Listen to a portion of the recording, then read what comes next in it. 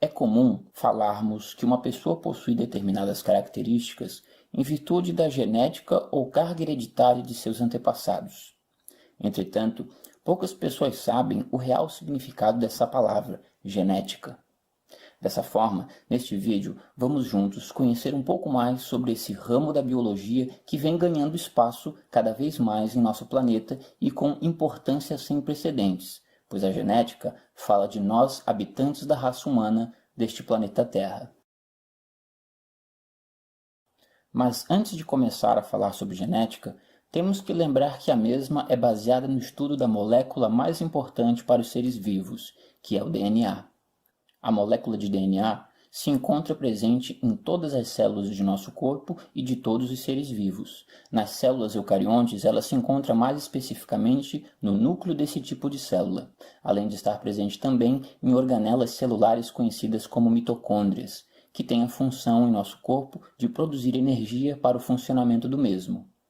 Porém, nas células procariontes, células mais primitivas, o DNA se encontra espalhado pelo citoplasma celular. Na molécula de DNA, encontram-se todos os códigos para a síntese das proteínas. Assim, é essa molécula que dita as regras de como serão criadas as proteínas que constituirão o nosso corpo físico, pois somos formados de proteínas. Genética é a parte da biologia que estuda como ocorre a transmissão das características de uma pessoa a outra ao longo das gerações. É o que chamamos de hereditariedade. Entender como as características são transmitidas ajuda-nos, por exemplo, a obter plantas mais fortes e resistentes a pragas, ou ainda entender a probabilidade de um casal que apresenta uma doença grave passar essa enfermidade para seus filhos. O estudo da genética abrange desde as moléculas até as populações. São nas moléculas de DNA, parte estrutural dos cromossomos, que se localizam os genes. São os genes que trazem as informações necessárias para a síntese de proteínas. A partir da observação das variantes dos genes, é possível investigar as propriedades biológicas dos organismos de forma geral.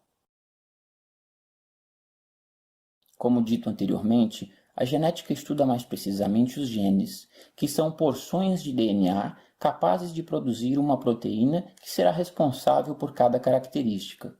Cada pessoa possui no núcleo de suas células genes responsáveis pela cor dos olhos, dos cabelos e assim por diante. Ao conjunto de genes que cada pessoa possui, damos o nome de genoma. As características são passadas por meio dos genes no momento da reprodução. Isso acontece porque no óvulo e no espermatozoide encontram-se os genes da mãe e do pai, respectivamente. Sendo assim, quando o espermatozoide entra no óvulo, as informações genéticas do pai e da mãe estão presentes para formar um novo ser. Hoje já é bem entendida a forma como as características são passadas de pai para filho. No passado, no entanto, essa era uma dúvida que muitos pesquisadores possuíam, e várias pesquisas eram realizadas para resolver o mistério da transmissão das características genéticas. Os primeiros estudos em genética foram realizados por Gregor Mendel no século XIX. Esse importante pesquisador realizou experimentos com ervilhas e concluiu que as características eram herdadas por fatores provenientes da mãe e do pai. Esses fatores, que posteriormente foram chamados de genes, estavam presentes nos gametas, óvulo e espermatozoide, e eram transmitidos na fecundação.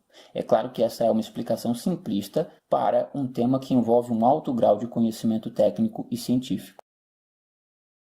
A partir do entendimento de como essas características são passadas entre as gerações, muitos avanços foram feitos e muitos ainda surgirão. É graças à genética que hoje conseguimos fazer produtos transgênicos, entender o desenvolvimento de alguns tipos de tumores, criar clones, realizar testes de DNA, testar características de um animal em outro e até mesmo sondar a possibilidade de ampliação das características do ser humano, entre várias outras importantes descobertas. Podemos dizer que o genoma resume todos os dados transmitidos de uma geração de seres vivos para outra.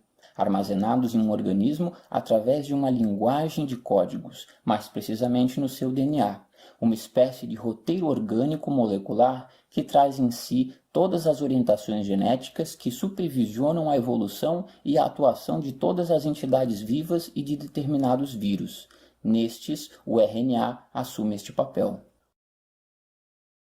O genoma engloba tanto os genes, unidades essenciais no mecanismo da hereditariedade, quanto as sequências não codificadas, anteriormente consideradas como um lixo da estrutura genética, mas as novas pesquisas e descobertas científicas realizadas nos últimos anos revelam sua atuação significante na regulamentação e codificação dos genes, entre outras tarefas por elas cumpridas.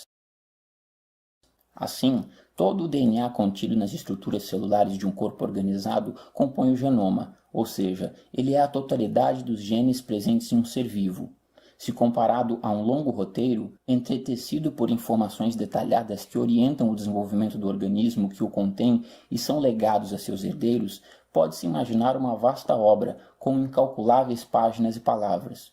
O genoma do homem apresenta 46 cromossomos, dispostos em duplas, compondo na composição final 23 pares, do quais metade é transmitida pela linhagem paterna, através do espermatozoide, e a outra metade é legada pela esfera materna, por meio de seus óvulos. No interior dos cromossomos está o DNA, que por sua vez é formado por genes. Calcula-se a existência de aproximadamente 130 mil genes. Neles são elaborados os reservatórios de proteínas, essenciais para a estruturação dos organismos vivos.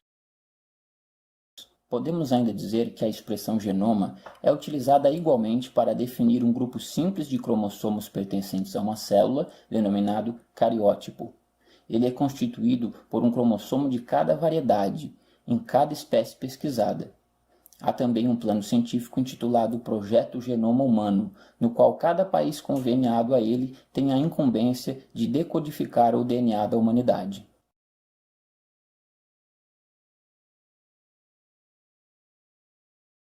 Embora a expressão clonagem tenha ganhado força e evidência nessas últimas décadas com o desenvolvimento da genética, a clonagem é um processo comum na natureza e em algumas espécies. É um mecanismo comum de reprodução de espécies de plantas ou bactérias. Um clone pode ser definido como uma população de moléculas, células ou organismos que se originaram de uma única célula e que são idênticas à célula original. Em humanos, os clones naturais são os gêmeos idênticos que se originam da divisão de um óvulo fertilizado. Todos nós já fomos uma célula única, resultante da fusão de um óvulo e um espermatozoide. Essa primeira célula já tem no seu núcleo o DNA com toda a informação genética para gerar um novo ser. O DNA nas células fica extremamente condensado e organizado em cromossomos. Com exceção das nossas células sexuais, o óvulo e o espermatozoide, que tem 23 cromossomos, todas as outras células do nosso corpo têm 46 cromossomos. Em cada célula, temos 22 pares que são iguais nos dois sexos, chamados autossomos, e um par de cromossomos sexuais, XX no sexo feminino e XY no sexo masculino. Estas células, com 46 cromossomos, são chamadas células somáticas. As primeiras ideias de clonagem surgiram em 1938, quando Hans Sperman, embriologista alemão, propôs um experimento que consistia em transferir o núcleo de uma célula em estágio tardio de desenvolvimento para um óvulo. Em 1952, pesquisadores realizaram a primeira clonagem de sapos a partir de células embrionárias e assim demonstraram que a transferência nuclear era uma técnica de clonagem viável. Na década de 1980, foram criados os primeiros mamíferos por transferência nuclear. Mas foi em 1996 que os fatos mais marcantes sobre a clonagem surgiram. Os pesquisadores Ian Wilmot e Kate Campbell divulgaram a clonagem da ovelha Dolly, gerada a partir de uma célula somática de um doador adulto. Nos anos subsequentes, diversos outros mamíferos foram clonados, o que abriu espaço para um intenso debate sobre clonagem, especialmente a humana, que prossegue até os dias de hoje.